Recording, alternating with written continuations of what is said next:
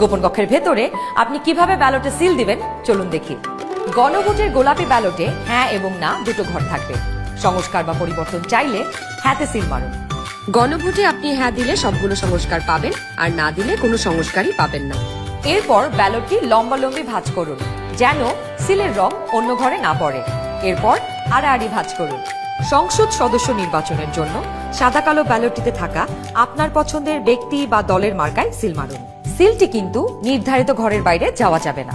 Marker বাইরে seal পড়লে আপনার মহামূল্যবান ব্যালটটি বাতিল হয়ে যাবে।